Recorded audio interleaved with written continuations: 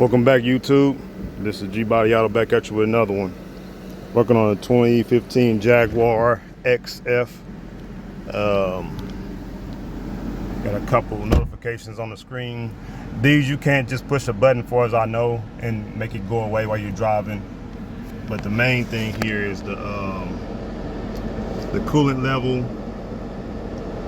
and the brake sensor. Now this, somebody, excuse me, somebody changed the brakes on this. I checked all that.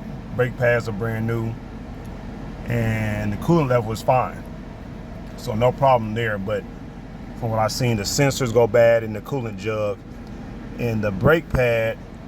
Somebody broke the wire in the back. That's a brake sensor, so we're going to attempt to fix both of those problems there. You can't just push a button and clear that off the screen while you're driving, like most cars, so it's pretty annoying. Correction on that. So those warning pop-ups that come up on your dash where your speedometer is, you can clear those by going into your touch screen where you control your navigation and all that stuff. At the top of that screen, you'll see a little triangle that looks like a little hazard light for your hazard switch, but push that and the warnings will pull up, and a little option to clear those codes will be there. You just push that and it'll go away while you're driving.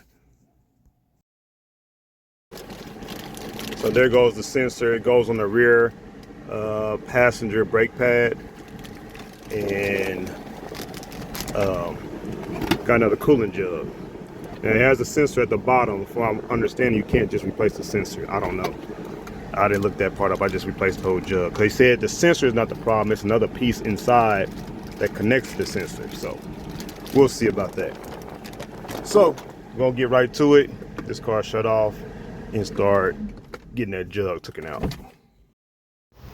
All right, we're gonna get right to it. You're gonna need your pliers and 10 mil. So get that going. Got a few back here. Two there, and then your clamps. I'm gonna try to catch this fluid since it's pretty good. So just get your hose. Let's see here. The sensor's down there at the bottom. You can see that. You see the back tail end of it right there. There you go. So we'll plug that too. And then you just get your pliers and unplug that hose from right there. So what I'm gonna do is use this turkey baster type deal, suck my fluid out, and then try to preserve and put it in here for something else. It's a good little tool to use.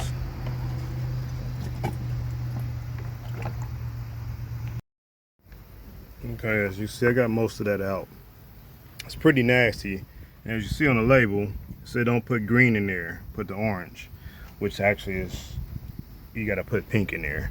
But yeah, you shouldn't really mix the two. It looks pretty grimy. Hopefully, I think they just put it in the jug, whoever put that in there, because I kind of saw it separating inside the jug. So I'm gonna refill it with the right stuff.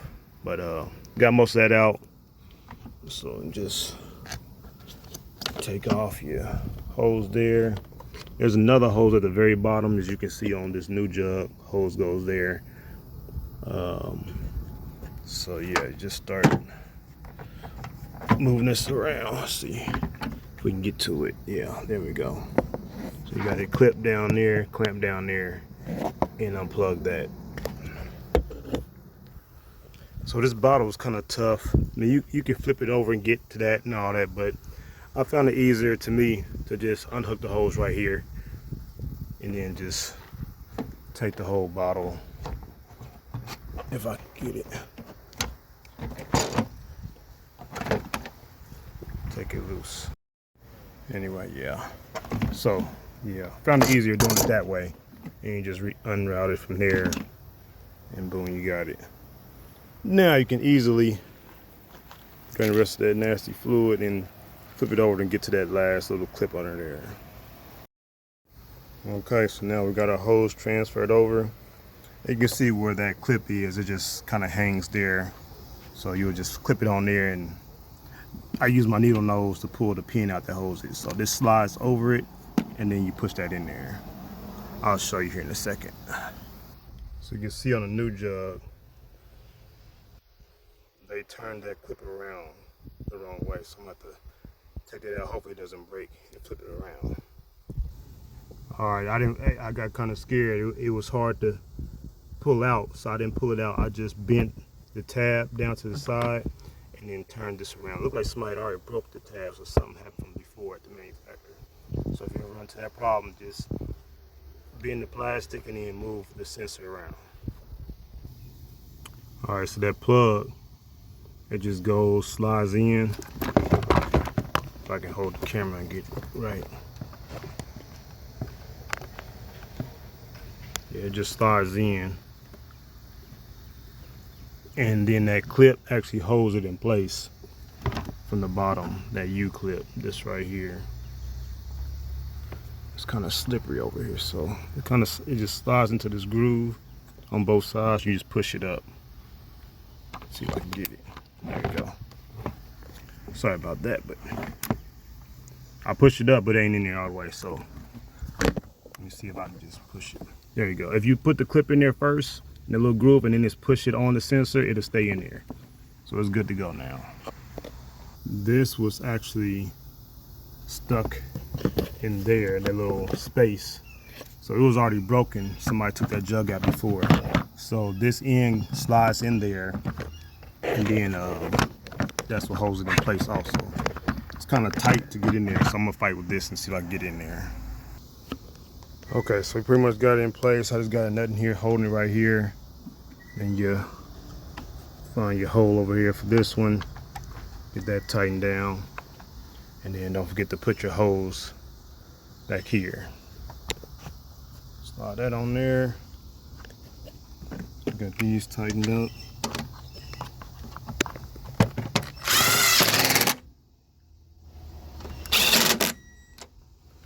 We back ready. So we'll get this thing topped off and see if that sensor, if that light will go off. And so you know, this is what we use for the Jaguar, the pink. If you look on the back of any of those jugs, it'll tell you what to look for. So there you go. I'm gonna use the proper stuff. Like I said, that fluid looked kind of weird, the mixture, and it started separating when they put that green in there. So go back with the right stuff. All right, engine's running. Let's see what we got on the dash.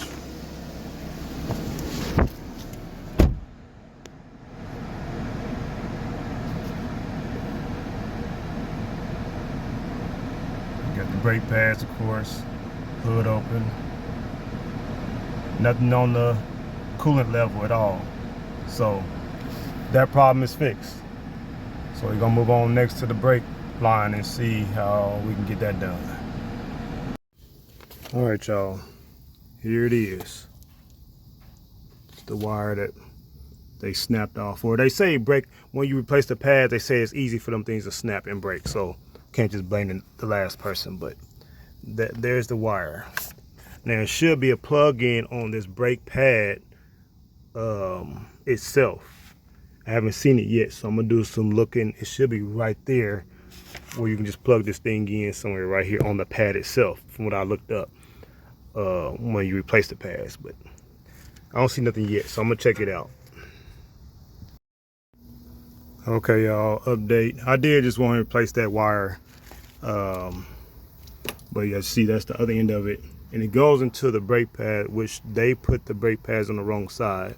These go on the driver's side, and I'm sure, unless they order different pads, I'm sure the driver's side has the piece at the top that clips into. So I'm gonna take the other side off and see what we got. And there we have it, guys. Yep, that's where it slides in. Really, I think it's this one. Well, it's gonna be the interior one, but yeah, that'll be this one for the other side. So I'm gonna try to get that put in over there and put this all back together. All right, so I took that side out. I'm gonna smash that in there from the top going down. So yeah, you got to smash that in there between the spring. So that's how I go. So I'm gonna try to get this back put together. You got to feed it through the hole, through the other side, and then route it up to the plug. Sorry guys, I did not get that on camera, but I put everything back together. The brake warning light still came on the dash. I didn't get to drive the vehicle far enough to see if it was going to come back off, but that was the end of that that video and the brake pads. So that wire was replaced. But that's it. Thank y'all for watching.